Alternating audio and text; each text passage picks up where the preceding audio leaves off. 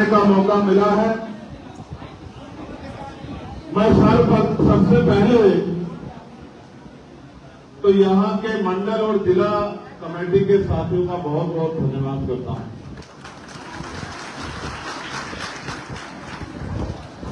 मैं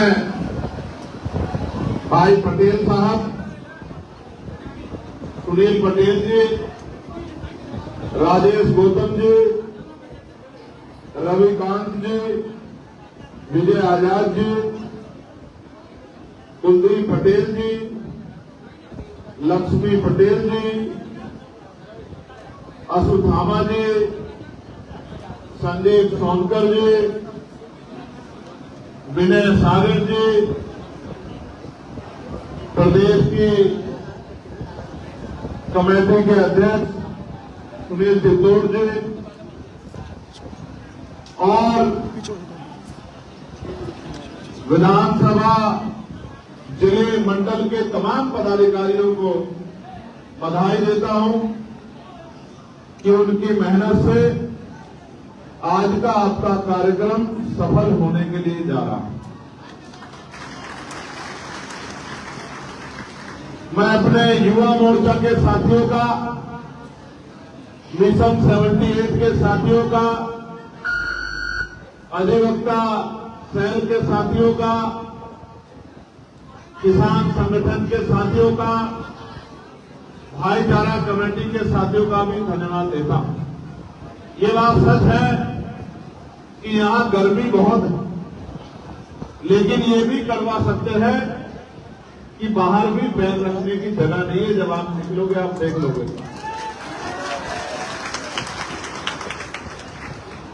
और अभी तो छोटे छोटे साधनों से आपको अपने बड़े बड़े लक्ष्य साधने हैं। तो इस गर्मी से, कुर्सी की कमी से, जगह की कमी से हिम्मत हारने की जरूरत नहीं। इस तरह की तमाम परीक्षाओं से गुजरकर आपको स्वाभिमान सम्मान का जीवन खुद भी प्राप्त करना है और अपने जैसे बहुसंख्यक लोगों तक भी पहुंचाना। प्यारे भाइयों, मैं अपनी बात को शुरू करने से पहले समय समय पे दुनिया में जन्मे सभी संतों, गुरुओं और महान पुरुषों को भी नमन करता हूं। महामानव तथागत बुद्ध से लेकर जगत गुरु सतगुरु रविदास जी महाराज, भगवान वाल्मीकि महाराज, गुरु नानक देव, संत कबीर, संत गाडगे जी महाराज, नारायण गुरु घासीदास, सामाजिक परिवर्तन के महान योद्धा और शिक्षा के अग्रदूत राष्ट्रपिता ज्योतिबा फूले, मां सावित्रीबाई फूले, आरक्षण के जनक और सामाजिक न्याय के पुरोधा छत्रपति साहू जी महाराज, देश को एक सूत्र में पिरोने वाले भारतीय संविधान के निर्माता, करोड़ों नारियों के मुक्तिदाता, शोषितों वंचितों के महानायक डॉक्टर बाबा साहब अम्बेडकर को भी नमन करता हूं। मैं नमन करता हूं महान सम्राट अशोक जी को और मैं नमन करता हूं जिन महानायक की मूर्ति पर आज मैं माल्यार्पण करके यहां पहुंचा हूं। बटे हुए भारत को मोतियों की तरह पिरोने वाले और वास्तविकता में प्रधानमंत्री पद के सबसे मजबूत उम्मीदवार जिनको नकारा गया व्यवस्था के कारण सरदार वल्लभ भाई पटेल जी को भी नमन करता हूं। हालांकि मेरी शिकायत ये रहेगी कि जहां सरदार वल्लभ भाई पटेल जी की जो लोह पुरुष है, जहां स्टैचू लगी है, तो मैं मीडिया के साथियों को जरूर कहूंगा कि एक बार जाके उस स्टैचू के आसपास का माहौल आप जरूर देखना, तो आपको पता लगेगा कि जिनकी बड़ी बड़ी मूर्तियां चाइना से डिपोर्ट करके लाके गुजरात में लगाई जाती है, जब उन महापुरुष की मूर्ति यहां लगी है जो 2020 की लगी हुई है, उस मूर्ति के आसपास ईंटे, अड्डे, रेत, गारा, बजरी आप जूते पहने बगैर वहां घुस भी नहीं सकते। इस तरह की व्यवस्था यहां महापुरुषों का अपमान के जिले में हो रहा है। इस बात को भी मीडिया के साथियों को जरूर उठाना चाहिए। हालांकि मुझे विश्वास है कि जिस मांग को मैं उठाता हूं और कोई काम बाद में करना पड़े, उस मांग की तरफ पहले ध्यान देना पड़ता है। सरकार की आजकल देख रेख हमसे ज्यादा कोई नहीं कर रहा है कि सरकार गलत क्या कर रही है, और सही जिस दिन करेगी उस दिन भी आपको बता देंगे। अभी तो सही नहीं कर रहे। प्यारे साथियों, मैं महामना रामचंद्र वर्मा जी को भी याद करता हूं, मैं चौधरी महाराज सिंह भारती जी को भी, मैं पहले यादव जी को भी, ईवी प्रजा रामानायकर स्वामी जी को भी, बाबू जगदेव प्रसाद कुशवाहा जी को भी, जननायक कपूरी ठाकुर जी को भी, मां फातिमा शेख जी को भी, मां मंतिकाबाई लोधी जी को भी, मां झलकारी बाई कोरी जी को भी, मैं तमाम वीरांगनाओं को, जिनमें मां फूलन देवी भी है, नमन करता हूं, जिन्होंने अपने साहस, अपने पराक्रम से लोगों को रास्ता दिखाने का काम किया। मैं बाबू श्री व्यास जोशिया जी को, संत रामप्रिय प्रजापति जी को, मान्यवर दीना भाना वाल्मीकि जी को और मान्यवर साहब श्री काशीराम अपने गुरु और भगवान बिरसा मुंडा जी को भी याद करता हूं। प्यारे साथियों, मैं इन महापुरुषों का जिक्र बार बार इसलिए करता हूं कि जो आने वाली पीढ़ियां हैं और वर्तमान की जो नौजवान नेतृत्व है, जब तक वो अपने महापुरुषों को पढ़ेगा नहीं, अपने महापुरुषों को जानेगा नहीं, मुझे नहीं लगता कि वो अपने महापुरुषों के रास्ते पे चल सकता है।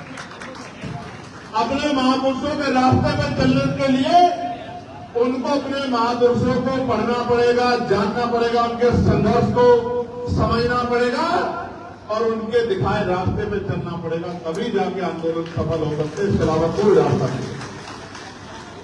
प्यारे साथियों, ये जो प्रमुख सम्मेलन हम लोग कर रहे हैं और आज ये 13वां प्रमुख सम्मेलन है, तो मिर्जापुर मंडल के साथियों को और यहाँ के पत्रकार बंधुओं को ये जानना चाहिए कि इस कार्यक्रम का नाम प्रबुद्ध जन सम्मेलन क्यों। सम्मानित बंधुओं, माताओं, बहनों, नौजवान साथियों, गौर करो, इस प्रदेश में और देश में पहले भी प्रबुद्ध जन सम्मेलन होते थे, लेकिन उन प्रबुद्ध जन सम्मेलन में एक ही जाति के लोग वक्ता होते थे, एक ही जाति के लोग अतिथि होते थे और बाकी सब लोगों को उनकी बात को सुनने के लिए सामने बिठाया जाता। ये माना जाता था, समझा जाता था कि एक ही जाति के लोग प्रभु हैं, लेकिन भगवान बुद्ध को मानने वाले, जगत गुरु रविदास जी को मानने वाले और संतों गुरुओं महान पुरुषों को मानने वाले हम जैसे अम्बेडकरवादी जब संघी ये मानते हैं, न्यायवादी हम ये मानते हैं कि जब से बाबा साहब अम्बेडकर का संविधान लागू हुआ है, तो इस वंचित समाज में भी डॉक्टर, इंजीनियर, IAS, IPS, वकील, जज, प्रोफेसर, शिक्षक, पत्रकार, तमाम लोग पैदा हुए हैं, तमाम लोग तैयार हुए हैं और उनकी बदौलत प्रदेश और देश तरक्की के रास्ते पर चल रहा है। आज इस देश के चीफ जस्टिस शेड्यूल कास्ट से आते हैं। आज इस देश की राष्ट्रपति, महामहिम हमारी राष्ट्रपति द्रौपदी मुर्मू जी, वो आदिवासी समुदाय से आती है। आज इस देश के प्रधानमंत्री जो तीसरी बार उनको सत्ता मिली है, वो खुद से कहते हैं कि मैं पिछले वर्ग से आता हूं। तो जिस समाज में प्रधानमंत्री हो, जिस समाज से मुख्यमंत्री हो, जिस समाज से राष्ट्रपति हो, जिस समाज से सर्वोच्च न्यायालय के मुख्य न्यायाधीश हो, वो समाज प्रबुद्ध समाज क्यों नहीं हो सकता, ये हमें सोचना है। और जब मैं देखता हूं कि बाबा साहब अम्बेडकर ने कहा था, जिस समाज में 10 डॉक्टर, 10 इंजीनियर, 10 वकील तैयार हो जाएंगे, उस समाज के हक अधिकारों को कोई छीन नहीं सकता है, उस समाज के हक अधिकारों को लूट नहीं सकता है। तो मैं मानता हूं कि हमारे लोगों में भी आज लाखों जन तैयार हो गए हैं। बदलू प्रबुद्धजन लोग अपनी जिम्मेदारी को समझ लें। जिस तरह उन्होंने 1978 में अपनी जिम्मेदारी को समझ के गांव-गांव जाके लोगों को जागरूक करने का काम किया था। अगर वो प्रबुद्धजन समाज, retired doctor, retired engineer, retired कर्मचारी, पुलिस के साथी, जुडिशरी के साथी, वकील साथी, प्रोफेसर साथी, जो रिटायरमेंट होने के बाद घर में बैठ गए हैं, तो सोचते हैं कि भाई अब हमें कुछ नहीं करना है। पूर्व प्रधान, वर्तमान प्रधान, जिला पंचायत सदस्य, पूर्व विधायक, पूर्व सांसद, जो जिनके कंधों पर जिम्मेदारी है कि समाज के हाशिए में जो तबका है उसको साथ लेके चले, आज उन्हीं को जगाने के लिए प्रबुद्धजन सम्मेलन किए जा रहे हैं। तो चलिए कहते हैं कि एक ही जाति के लोग प्रबुद्ध हैं, वो बाबा साहब अम्बेडकर के संविधान को नहीं मानते मेरे भाइयों, वो मनुस्मृति को मानने वाले लोग हैं। मनुस्मृति भी यही बात कहती है और ये दल भी यही बात कहते हैं। अगर कोई समानता की, न्याय की, भाईचारे की और एकता की बात करता है तो वो दल आजाद समाज पार्टी का श्रीराम है। जिसके मंच पे आप यहां से यहां भागे देखोगे तो आपको शेड्यूल कास्ट के लोग भी मिलेंगे, शेड्यूल ट्राइब के लोग भी मिलेंगे, बैकवर्ड के लोग भी मिलेंगे, मुस्लिम भाई भी मिलेंगे, सिख भाई भी मिलेंगे। और आपको जानकर खुशी होगी कि पिछले 5 साल में आजाद समाज पार्टी ने एक ऐसा आंदोलन उत्तर प्रदेश के अंदर खड़ा किया है कि लोकसभा में हम 2 सीटों पे लड़े थे, 2 सीटों पे। एक सीट जो पश्चिम में लड़ा आजाद समाज पार्टी का ये कार्यकर्ता, और दूसरी सीट जो हम डुमरिया में सिद्धार्थनगर में नेपाल बॉर्डर पे आकर लड़े थे। क्योंकि मीडिया ये कहता है, मीडिया का काम है अपने मालिकों के नारे पे हमारे दल की बुराई करना, हमारे दल को छोटा दिखाना, उसका उपहास लाना। तो मीडिया कहता है कि आजाद समाज पार्टी पश्चिम का दल है, पश्चिम में इसकी जड़ें मजबूत हैं, इसलिए हम दूसरा चुनाव जब लड़े लोकसभा का, दूसरी सीट पर डुमरियागंज में जाके, तो एक सीट पे हमें 5 लाख से ज्यादा वोट मिले और आपका ये कार्यकर्ता लोकसभा पहुंचा। और दूसरी तरफ डुमरियागंज में 80,000 से ज्यादा मत लेके हमारी पार्टी का प्रत्याशी तीसरे नंबर पर पहुंचा और राष्ट्रीय पार्टी के लोग चौथे 5वें नंबर पर पहुंचे। प्यारे साथियों, ये जंगल में जो मंगल हुआ है, ये इन बहादुर नौजवानों की मेहनत से हुआ है, इनके संघर्ष से हुआ है। प्यारे भाइयों, मुझे बहुत सारी बातें कहनी है, लेकिन सबसे पहली बात आपके लिए जिम्मेदारी के तौर पे ये कह रहा हूं कि साथियों, जब इस आंदोलन की शुरुआत हुई थी, हर तीसरा आदमी कहता था कि चंद्रशेखर के साथ नौजवान लोग हैं, युवा लोग हैं। ये कह के पता नहीं वो क्या साबित करना चाहते थे। या तो वो ये कहना चाहते थे कि युवा कमजोर होता है, या वो ये कहना चाहते थे कि युवा गैर जिम्मेदार होता है, क्या वो ये कहना चाहते थे कि युवा कुछ कर नहीं सकता है। आज मैं उनको कहना चाहता हूं, इन युवाओं के बदौलत और समाज के उस मजबूर संघर्षशील तबका जो उम्र में तो 50 के करीब पहुंच गया, 60 के करीब पहुंच चुका, लेकिन महापुरुषों के मिशन को चलाने के लिए उनका दिल युवा वाला है। इन तमाम साथियों के बदौलत बड़े बड़े पैसे वाले, पावर वाले, बड़े बड़े नाम वाले दलों को पटखनी देते हुए आजाद समाज पार्टी ने अपना लोहा मनवाने का काम।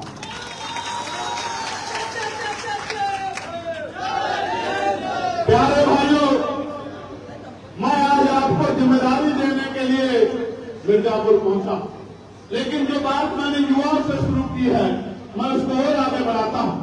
युवा वो है जो सपने देखता है, युवा वो है जिसके संघर्ष का कोई मुकाबला नहीं, युवा वो है जो आंधी तूफान से नहीं डरता है, युवा वो है जो हवाओं का रुख मोड़ देता है, युवा वो है जिसको रोका नहीं जा सकता है, युवा वो है सरदार करतार सिंह सराफा जिन्होंने 19 साल की उम्र में देश के लिए बलिदान दिया। युवा शहीद आजम भगत सिंह भी थे जो 23 साल के थे, हंसते हंसते फांसी के बंदे को चूम गए। युवा वीर अब्दुल हमीद भी थे और युवा शहीद शिरोमणि उधम सिंह भी थे, जिन्होंने जनरल लोडवार को जाके लंदन में गोलियों से छन्नी करने के लिए छन्नी करके अपने लोगों के स्वाभिमान सम्मान का बदला लेने का काम किया। युवा गैर जिम्मेदार नहीं होता साथियों, कभी गैर जिम्मेदार नहीं होता। भारत में तो 18 साल का युवा वोट देंगे। ये भारत एक ऐसा देश है प्यारे भाइयों बहनों, जहां 50% से ज्यादा आबादी युवाओं की है। युवा 50% से ज्यादा आबादी, यानी कि 50% युवा है जो वोट डालता है। प्रधानमंत्री चुनता है, मुख्यमंत्री चुनता है, विधायक चुनता है, सांसद चुनता है, गांव का प्रधान चुनता है, जिला पंचायत का अध्यक्ष चुनता है, जिला पंचायत सदस्य चुनता है, चेयरमैन चुनता है, मेयर चुनता है। ये युवा देश है और युवाओं की इस तरह की मजाक उड़ाने वालों को 24 में सबक सिखाया मेरे युवा भाइयों ने, और आने वाले 30 पंचायत चुनाव में भी सबक सिखाएंगे मेरे युवा भाइयों।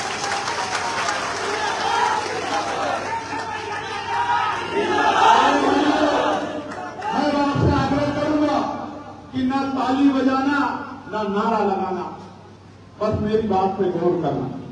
मैं मानता हूं पसीना टपक रहा, बिल्कुल टपक रहा, ये छिपा हुआ नहीं है किससे, लेकिन बस एक बार अपने दिल पे हाथ रख के बताओ, जब ये अन्याय गुंडागर्दी की लाठी हमारे घर तक पहुंचती है, जब ये जुल्म जाति की लाठी हमारे घर तक, हमारी बहनों की अस्मतों तक पहुंचती है, वो आंसू खतरनाक होते, तकलीफ दे होते हैं, या ये पसीना तकलीफ दे, बताओ। वो आंसू ज्यादा दर्द देते हैं या ये पसीना तकलीफ दे रहा है? जरा जोर से एक बार मुझे बता दें। तो वो आंसू आपकी आंखों में ना आए तो आज को तकलीफ उठानी पड़ेगी। तैयार हो बताओ। याद करो, खेती किसानी करने वाले परिवारों से जुड़े लोग हो। किसान जब खेती अपने खेत को जोतने का काम करता है तो पसीना बहता, वही पसीना मिट्टी में, धरती में मिलता है, वो आपका पसीना किसानों का, मजदूरों का, और जब वो मिट्टी में मिलता है तभी फसल पैदा होती है। अगर ये पसीना नहीं बहेगा तो फसल नहीं तैयार होगी, और फसल नहीं तैयार होगी तो आने वाली नस्लों को भूखा मरने के लिए छोड़ा नहीं जा सकता। मेरे भाइयों, प्यारे साथियों, प्रबुद्धजन सम्मेलन के बारे में मैंने आपको बता दिया। अब मैं आपको ये बताना चाहता हूं कि प्रबुद्धजन सम्मेलन के जरिए किन विषयों को हम लोग उठाने का काम करें। ये प्रबुद्धजन सम्मेलन सहारनपुर से शुरू हुआ, हापुड़ में हुआ, गाजीपुर में हुआ, आगरा पहुंचा, लखनऊ पहुंचा, झांसी पर हुआ, मऊ में पहुंचा, बहराइच हुआ, आज आपके यहां है। ये 13वां सम्मेलन है और इसके बाद 5 सम्मेलन बाकी। इस बीच में लास्ट सम्मेलन हम लोग गोरखपुर में करके आए थे। गोरखपुर में शानदार सम्मेलन हुआ, बहुत बड़े पैमाने पर लोगों ने प्रतिभाग किया। 2 दिन तक बारिश होती रही, मन में एक भाव थे, तकलीफ की भय था कि 2 दिन की बारिश के बाद लोग आ जाएंगे नहीं आ जाएंगे। और मैं दिल से बधाई देता हूं कि वहां भी हॉल छोटा बड़ा था और यहां भी हॉल छोटा था। ये वो लोग हैं जो जिनको ना पैसा दिया गया, ना मिठाई दी गई, ना गाड़ी करके दी गई, जिन्होंने अपने पेट को काट काट के एक पैसा जोड़ के जिन्होंने ये सम्मेलन कराया और यहां तक पहुंचकर मुझे हिम्मत देने का काम किया, इसलिए मैं पुनः आपको दिखाई देता हूं। प्यारे साथियों, गोरखपुर के बाद आज आपके जिले में जो मांगे हमने उठाई थी, उनमें महत्वपूर्ण मांग ये थी कि मंडल कमीशन की सिफारिश है, जो बाकी सिफारिश है वो लागू होनी थी। मंडल कमीशन जब आया था उसकी 2 सिफारिशें लागू हुई थी, अभी 38 सिफारिश बाकी। क्या आप चाहते हो मंडल कमीशन की सिफारिश लागू हो? दोनों हाथ उठा के बताओ, चाहते हो नहीं चाहते हो? जरा एक बार गौर से सुन लो। मंडल कमीशन की सिफारिश लागू होगी तो पिछड़े वर्ग के भाइयों को के अधिकार मिलेंगे। आप चाहते हैं पिछड़े वर्ग के भाइयों को उनके अधिकार मिले? जोर से बताओ। बहुत अच्छी बात। हमारी मांग ये भी थी कि जातिगत गणना होनी चाहिए। इस बात पे गौर करना कि जातिगत गणना होनी चाहिए। जब हमने मांग उठाई तो जातिगत गणना की मांग को सरकार ने मान लिया। 5वें सम्मेलन के बाद कोई बहुत बड़ा आंदोलन नहीं चल रहा था जातिगत गणना पे, लेकिन मान लिया। लेकिन हमारी मांग ये नहीं है सिर्फ की जातिगत गणना, जातिगत गणना के साथ साथ उसके आर्थिक आंकड़े भी जारी हों। क्या हो? आर्थिक आंकड़े। कैसे?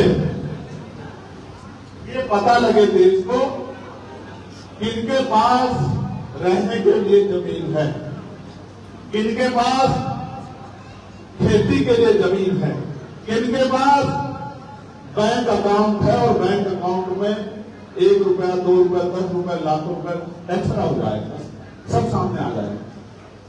ये पता लगना चाहिए किसके पास 2 पहिए की गाड़ी है, किसके पास साइकिल है, किसके पास 4 पहिए की गाड़ी है, किसके पास ट्रैक्टर है, किसके पास नौकरी है सरकारी, किसके पास प्राइवेट नौकरी है, किसके पास तो 2 धंधे हैं, किसके पास इंडस्ट्री है, किसके पास मिल है, और कौन ऐसा है जो मंदिरों के, मस्जिदों के, गुरुद्वारों के बाहर भूखे पेट सो रहा है। कौन ऐसा है जिसके सर पर छत नहीं है। जानकारी की लागू मुझे पता लगनी चाहिए, क्योंकि जब तक ये पता नहीं लगेगी तो सरकार योजना कैसे बनाएगी। मैं थोड़ा सा साधारण भाषा में समझाऊं। हमने गिनती की कि 10 लोग हैं सारे। अब 10 लोगों में 4 लोग ऐसे हैं जिनके पास मकान नहीं, 6 लोग ऐसे हैं जिनके पास खेती की जमीन नहीं, 5 लोग ऐसे हैं जिनपे नौकरी नहीं है, रोजगार नहीं है। तभी तो हम लोग तय करेंगे ना योजना बना के कि बाकी 5 लोगों को भी रोजगार मिलना चाहिए, बाकी 4 लोगों को भी खेती की जमीन मिलनी चाहिए, बाकी 5 लोगों को भी मकान मिलना चाहिए। जब हम पे डेटा ही नहीं होगा, जानकारी नहीं होगी, तो हम कैसे उन लोगों को लाभ पहुंचा पाएंगे जो हासिल में पड़े। क्योंकि अगर जानकारी नहीं होगी तो जो सबसे अमीर होगा वो सबसे गरीबी का सर्टिफिकेट बनवाना उसके लिए आसान होगा पैसे के साथ। और अगर आपको नहीं विश्वास होता तो ईडब्ल्यूएस के जरिए जो सर्टिफिकेट बने आप चेक करा लो। 90% सर्टिफिकेट उन लोगों के होंगे जो साधन संपन्न होंगे। गरीब स्वर्णों को भी ईडब्ल्यूएस का लाभ नहीं मिल रहा। आप लोग चेक करा लो। मैं सरकार के ऊपर उंगली उठा रहा हूं, सवाल पैदा कर रहा हूं। सरकार जांच करा दे, मुझे गलत साबित कर। मैंने अपने गांव में देखा था, मेरे गांव में जिसके पास सबसे बड़ा कारखाना था उसके पास गरीबी रेखा से नीचे वाला कार्ड था। मेरे हाथ भी याद, मैंने अपनी आंखों से देखा। और जब हमने अपना प्रधान बनाया और वो कार्ड हमें देखने को मिला तो मैंने कहा सबसे पहले इसी का कार्ड काटो और किसी गरीब को तो जो गरीब इसका हकदार बैठता है इसके पास बहुत बड़ा कारखाना है, इसके यहाँ तो 50 नौकर लगे हैं। यदि अगर गरीबी रेखा से नीचे है तो जिसके सर पर छप्पर नहीं, तरपाल भी नहीं है, जो खुले में सो रहा है, उसके बारे में सरकार को सोचे। प्यारे भाइयों, तो हमारी मांग है जातिगत गणना हो तो आर्थिक आंकड़ों के साथ हो।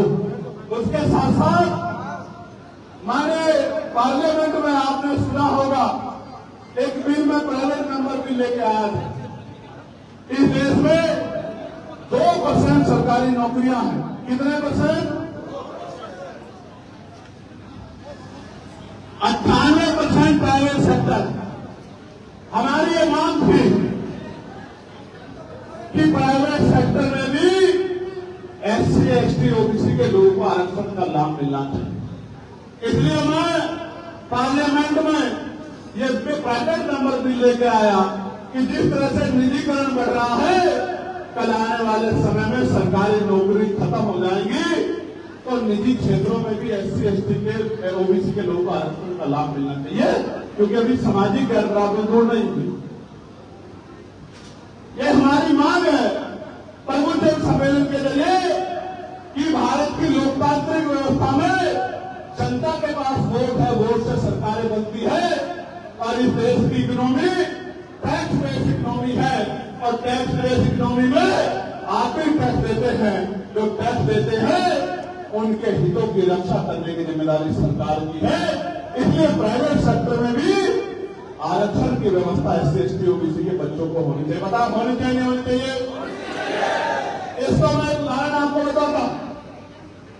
अभी मैं पढ़ रहा था तो मुझे पता लगा कि जो प्राइवेट यूनिवर्सिटियां बड़ी बड़ी महंगी यूनिवर्सिटियां, उसमें जो परसेंटेज है पढ़ने वाले बच्चों का,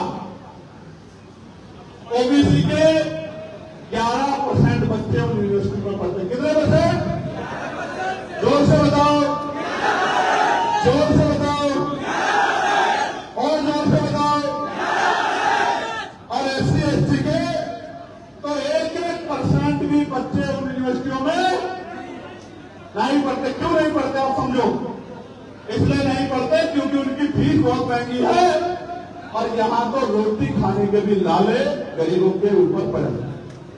आप समझो लगभग 13% SC ST OBC के बच्चे प्राइवेट यूनिवर्सिटियों में पढ़ते हैं और लगभग 87% सामान्य जाति के बच्चे प्राइवेट यूनिवर्सिटियों में पढ़ते हैं।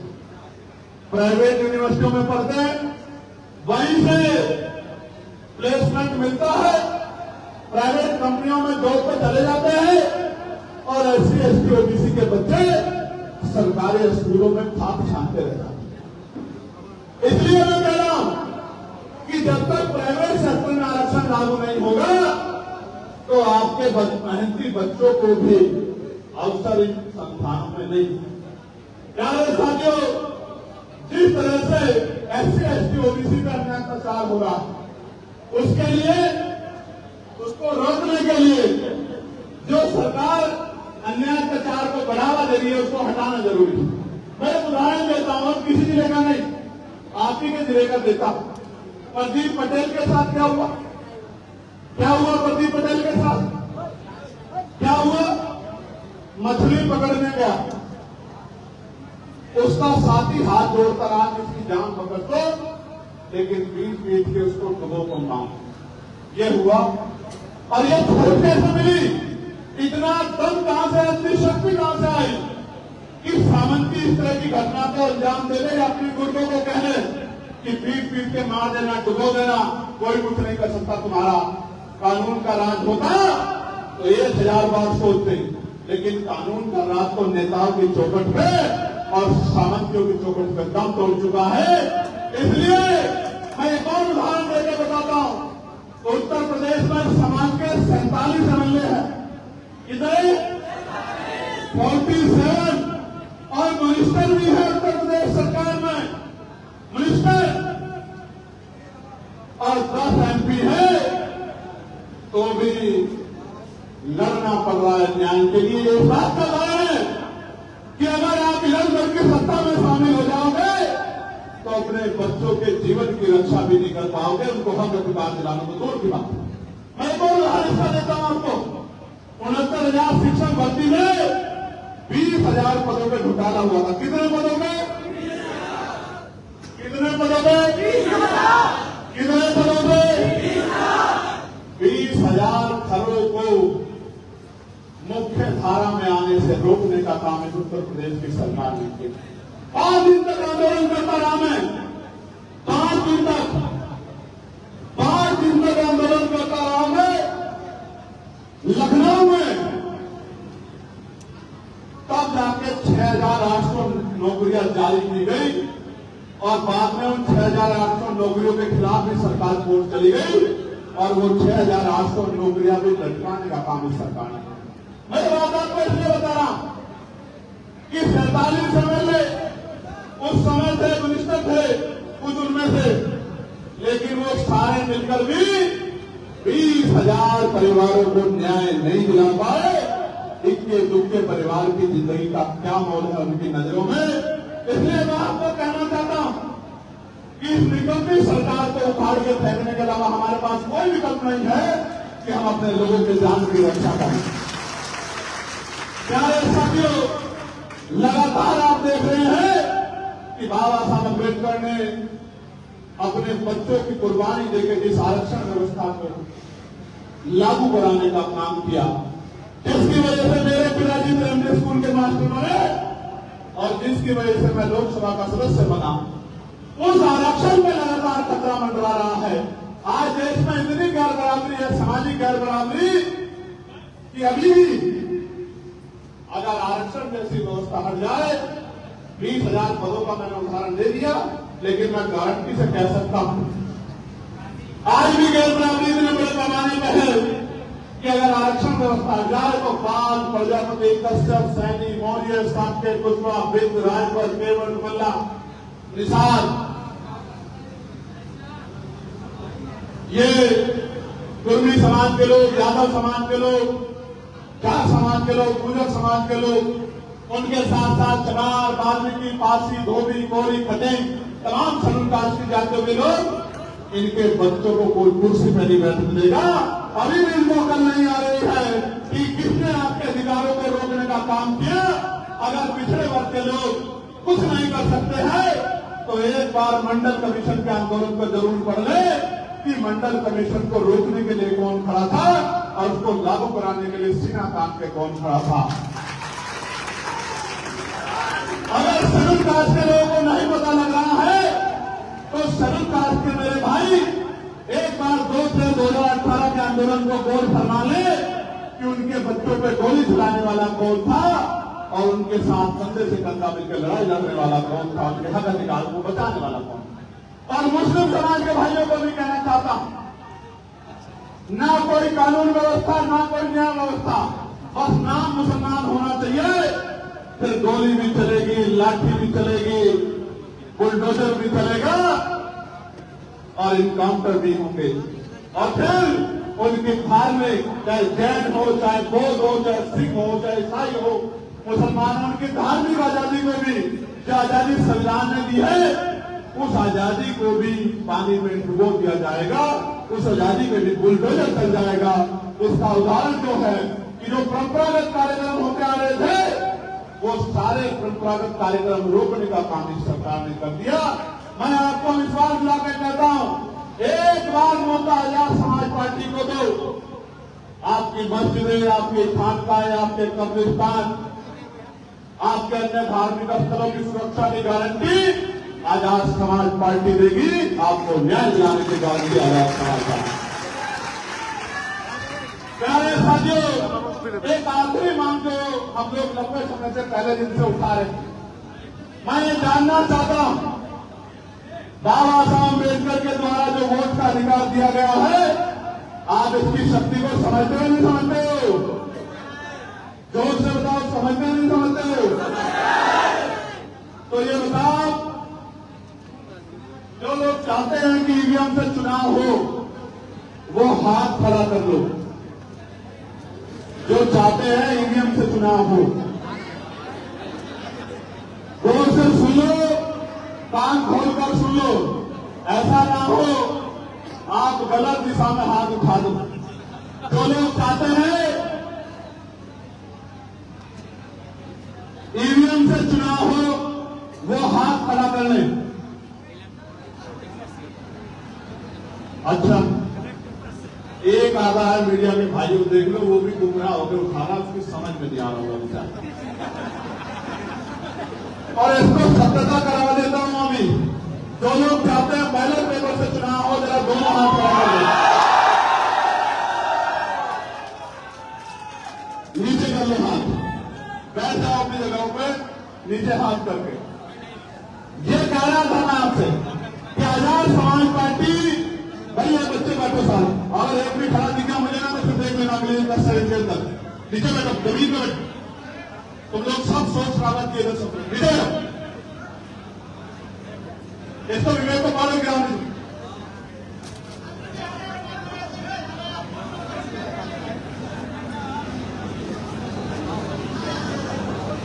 अभी बहुत चप्पल घिसनी पड़ेगी।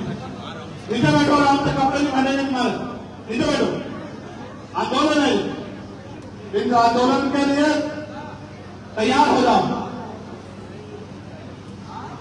इस भट्टी में, संघर्ष भट्टी में तपने के लिए तैयार हो जाओ, तभी सोना बनोगे। वरना कोयला बन जाओगे, कोई नहीं पूछेगा। यहाँ तो कोयले के भी दाम भी है, आपका कोई दाम नहीं लगेगा अगर आप समझदार नहीं बनोगे। पड़ोसी मार के बैठो, घबराओ मत, इन्हें देखो नौजवानों को किचन में बैठे, आप लोग तो फिर भी चादर बैठो, ढंग से बैठो। बस कंधे पे आके हाथ रखते जब किसी को मुझे बिठाना पड़ा तो फिर देख लेना। तो हमारी मांग थी कि बैलेट पेपर से चुनाव होना चाहिए और भारत में लोकतंत्र जो जनता चाहती वो होना चाहिए। होना चाहिए नहीं होना चाहिए? जब हमने इस मांग को उठाना शुरू किया तब फिर इस मांग को तेजी से लोगों ने स्वीकार करना शुरू किया। प्यारे साथियों, अभी वोट चोरी को लेकर भी बहुत बड़ी चर्चा देश में चल रही है और हमारे पास तो नोट होना हो, हमारी शक्ति बनाने के लिए अगर हम पे सबसे मजबूत कुछ है तो वो हमारी वोट। इस वोट में इतनी शक्ति है, जिसे चाहे कुर्सी में बिठा लो और जिसे चाहे कुर्सी में उठा के पटक लो, इतनी शक्ति इस वोट में। लेकिन सम्मानित साथियों, अब इस वोट की रक्षा कैसे करोगे? इस वोट की रक्षा ऐसे होगी जब आप सब लोग, जो एक नारा मैंने एक हफ्ते 10 दिन पहले दिया कि हमें इस वोट की रक्षा, माननीय काशीराम साहब कहते थे बैलेट के साथ साथ बुलेट की तैयारी भी करनी पड़ेगी, कहते थे नहीं कहते थे? लेकिन मैं आपसे कह रहा हूं बैलेट के साथ साथ हमें वोट की रक्षा की तैयारी भी करनी पड़ेगी। कैसे?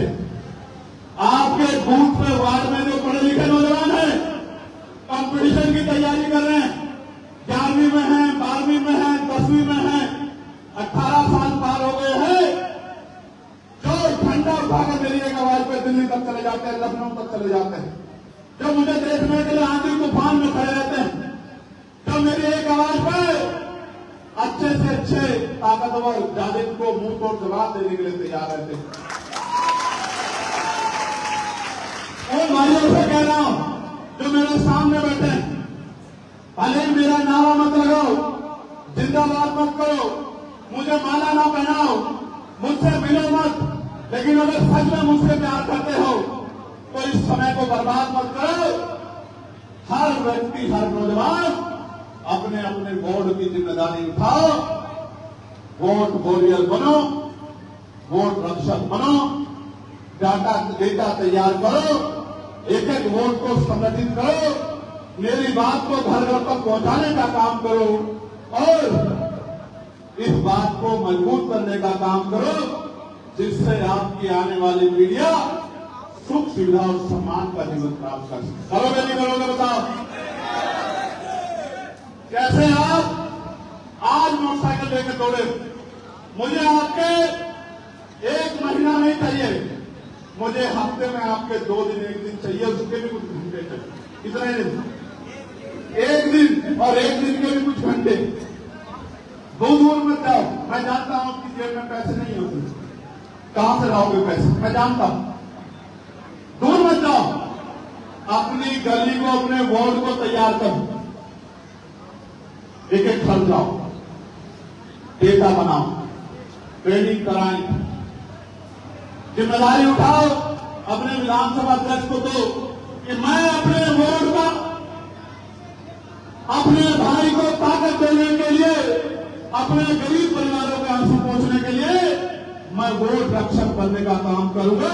मेरा नाम पता, नंबर नोट कर लो, मुझे जो काम आप बताओगे उसको मैं करने का काम करूंगा। जिम्मेदारी उठाओ अगर आप मुझसे प्यार करते हैं। क्योंकि प्यारे भाइयों, जब तक हम पे ताकत नहीं आएगी, किसी भी तरह का परिवर्तन वो शक्ति से होता है और शक्ति सत्ता में है। जब तक सत्ता हमारे पास नहीं होगी, न हम जान माल की रक्षा कर सकते हैं, न आपको इज्जत सम्मान का जीवन दिलाने का जो संकल्प लेके हम लोग दिल में चल रहे हैं, उस संकल्प को पूरा कर सकते हैं। मैं आपके सामने ये बात दोहराना चाहता हूं। मैं जब लोकसभा में गया, 1 साल से ज्यादा का समय हो गया। इस बार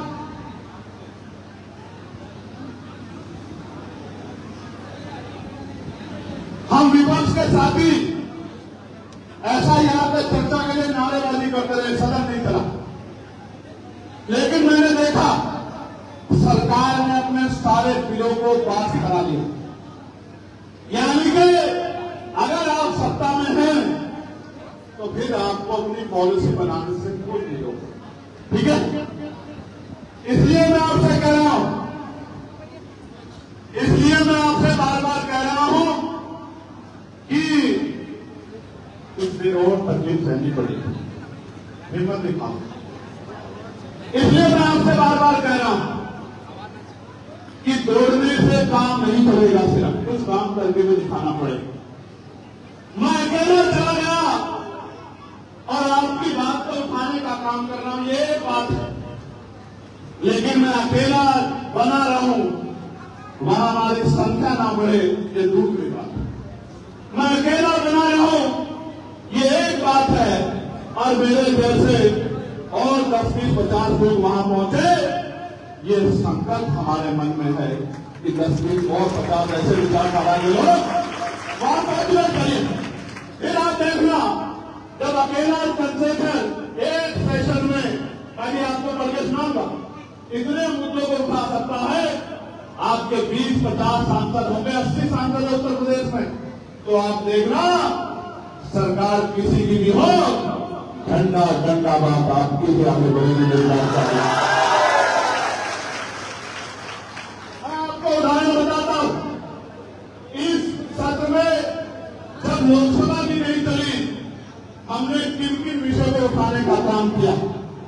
ऑपरेशन सिंदूर पे बहस हुई, हमने para military force, CRPF, CISF, BSF, ITBP, SSB, RRF, तमाम भाइयों के वेतन, क्योंकि उनकी वजह से हम लोग सुरक्षित रहते हैं, उनके वेतन पर जो टैक्स लगा हुआ है, उनके इनकम पे जो टैक्स लगी हुई है, हमने उस टैक्स को खत्म करने की मांग उठाई, जो पार्लियामेंट में किसी भी सांसद ने आज तक नहीं उठाई।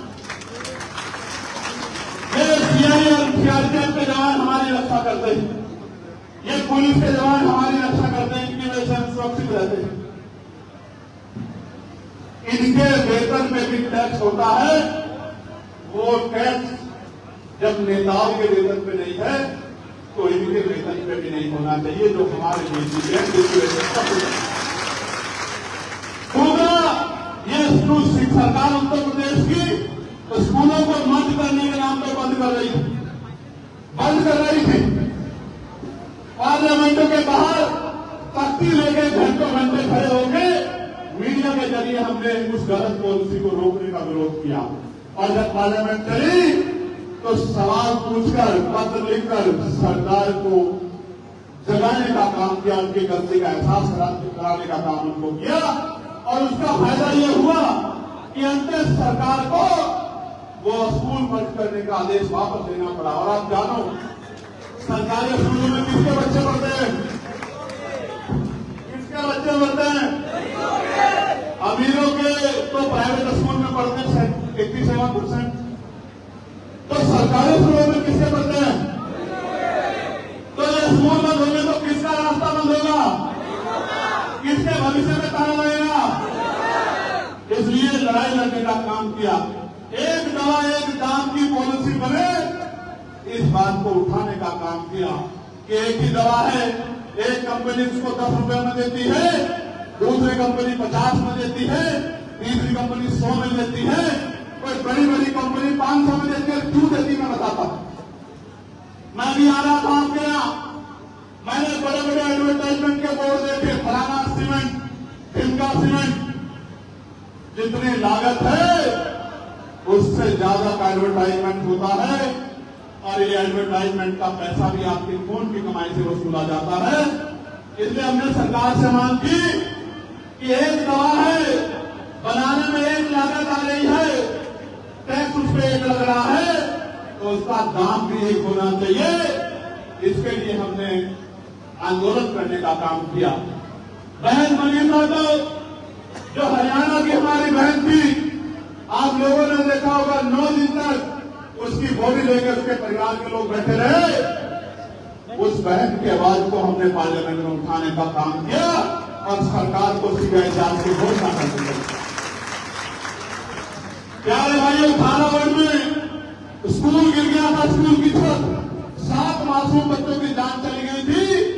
वो थानागढ़ के स्कूल के ऊपर जांच हो और उन बच्चों के परिवारों को मुआवजा मिले और स्कूलों की स्थिति बदली जाए, इसके लिए हमने आंदोलन करने का काम किया।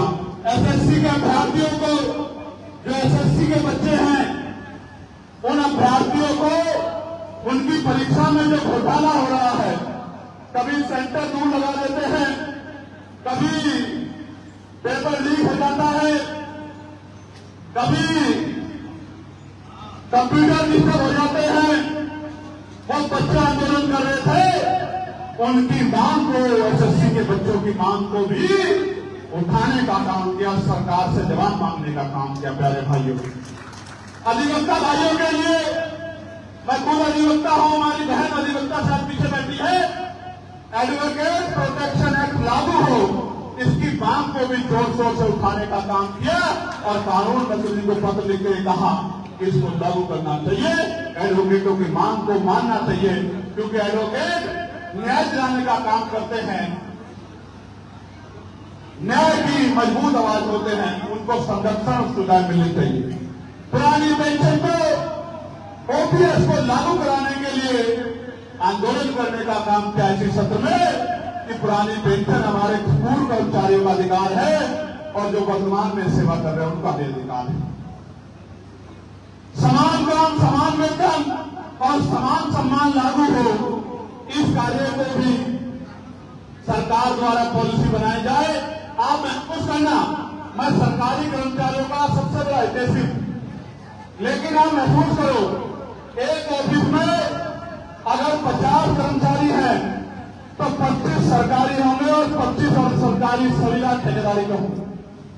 वो भी 8 घंटे काम करते हैं, ये भी 8 घंटे काम करते हैं। इनको एक महीने में 50,000 रुपए की सैलरी मिलती है, वहीं दूसरे को 6,000, 8,000, 9,000, 11,000 रुपए मिलते हैं। सम्मानित जीवन भी नहीं मिल सकता। आप देखो, उदाहरण बताता हूं, आशा बहने, आंगनबाड़ी बहने, भोजन माताएं, पंचायत सहायक, ग्राम रोजगार सेवक, पीआरडी के जवान, होमगार्ड भाई, कंप्यूटर ऑपरेटर, रेलवे में कितने सुविधा पे कर्मचारी, तमाम जो है दफ्तरों में बहुत क्लास के जो कर्मचारी हैं, सुविधा के सफाई कर्मचारी, सबको वेतन समान मिलना चाहिए, इसकी मांग भाई। नगीना उत्तर प्रदेश में और पूरे उत्तर प्रदेश में बाढ़ से जो किसानों को नुकसान हुआ, उनके जान माल की रक्षा की आवाज उठाई। पीएससी के भाइयों के लिए उनके प्रमोशन में देरी हो रही थी, सामान्यतः प्रमोशन प्रक्रिया से नहीं हो रहा था, उनका प्रमोशन हो रहा, ये आवाज उठाई। और उत्तर प्रदेश में एससी, एसटी, ओबीसी के भाइयों को विदेश पढ़ने के लिए 1,000 भाइयों को स्कॉलरशिप मिले पूरे प्रदेश से हर साल, इसकी मांग भी उठाई। मगर मैं आपसे कुछ बताना चाहता हूं, ये मांगे हमने इसलिए उठाई क्योंकि हम सत्ता में नहीं, लेकिन आने वाले कल में अगर आपने अवसर दे दिया तो 3-4 जरूरी काम करेंगे इन मंगों के साथ साथ।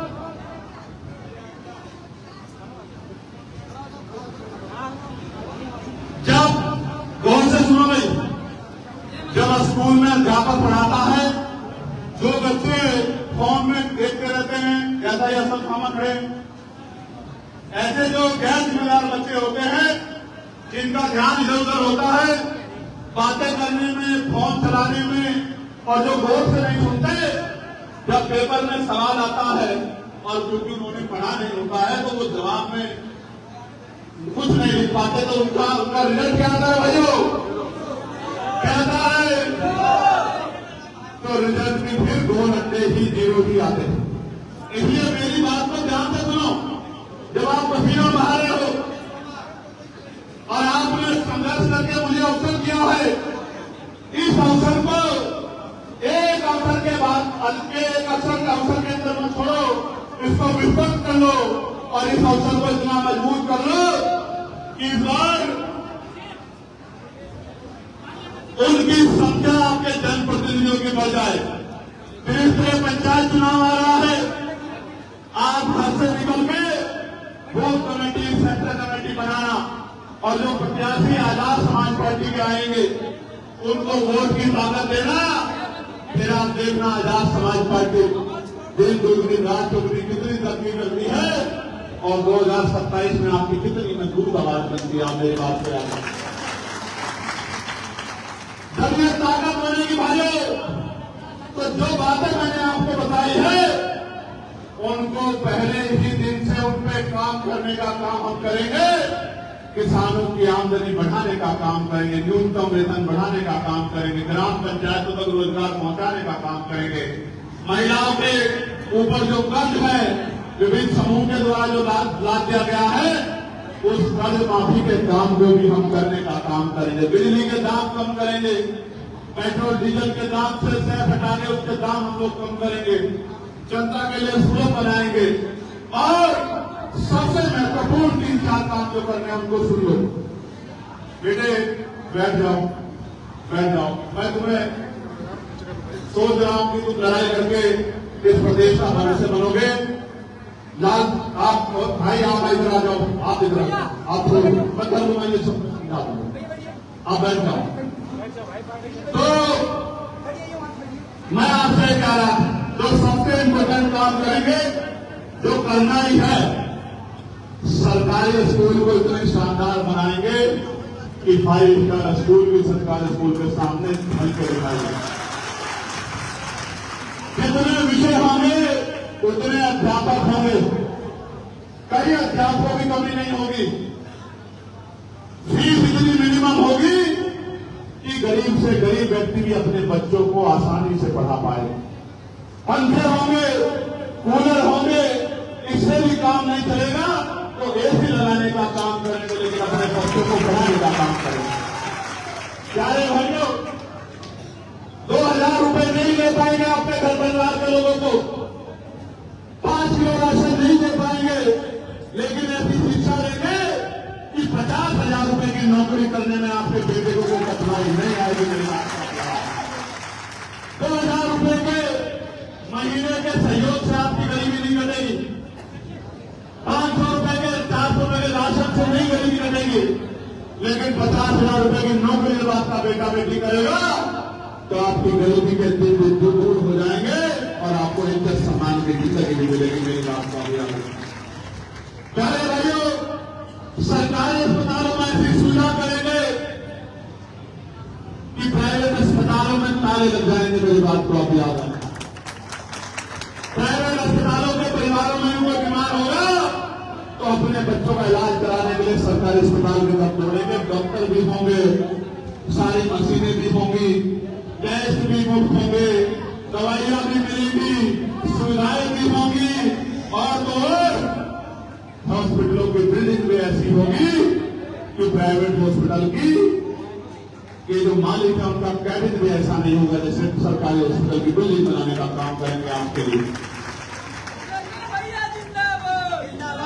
प्यारे भाइयों, आज जो जुल्म अत्याचार की लाठियां आपकी तरफ उठती है, बहन बेटियों की तरफ उठती है, वचन देकर कह रहा हूं आपको, नोट कर लो, इतनी अच्छी कानून व्यवस्था बनाएंगे किसी सामंती की हिम्मत नहीं पड़ेगी किसी गरीब की बच्ची की तरफ आंख उठा के देखने वाली बात का।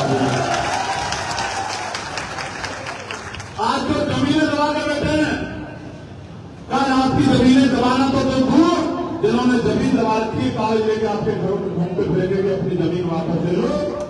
इससे पहले कि चंद्रशेखर भाई तक की बात पहुंच जाए, अपनी जमीन वापस ले लो। और अन्याय अत्याचार करना तो बहुत दूर की बात हो जाएगी। अन्याय अत्याचार करने वाले प्रदेश छोड़ के भाग जाएंगे, इस बात का भी मैं आपको विश्वास दिलाता हूं। अगर कोई उत्तर प्रदेश में रहेगा तो कानून के राज को सर माथे माफ कर रहे हैं।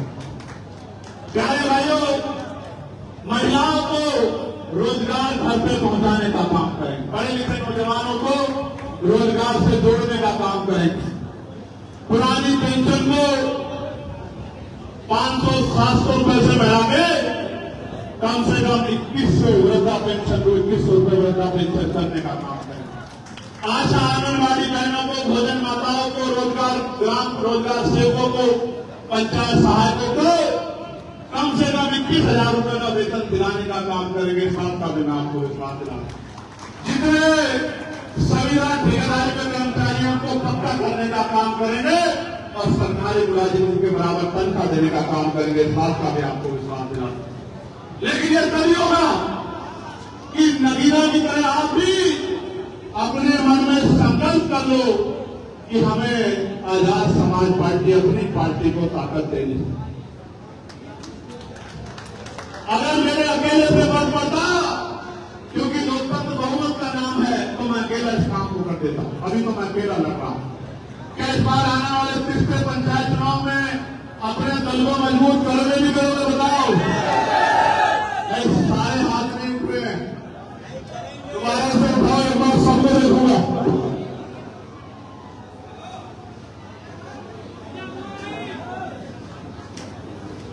अभी 40 मिनट तक उठा के रखो।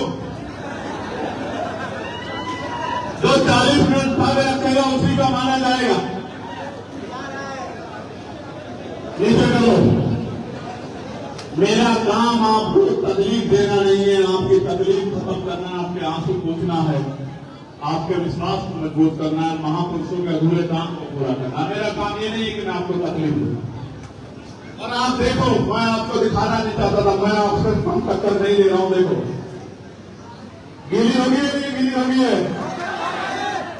इस पसीने से नहीं डरता भाइयों मैं आपकी आंखों के टपकते हुए आंसू से डरता हूं, बस और किसी चीज से नहीं डरता। मेरी बात को अभ्यास, मैं जेल से नहीं डरता, छोटे मुकदमों से नहीं डरता हूं, साजिशों से नहीं डरता हूं, गोलियों से नहीं डरता हूं। मेरे पिता ने मुझसे एक बात कहा था कि दुनिया में आना जाना ये सबके लिए है, लेकिन जाने के बाद लोग आपको क्यों याद रखे, इस बात को आप समझना।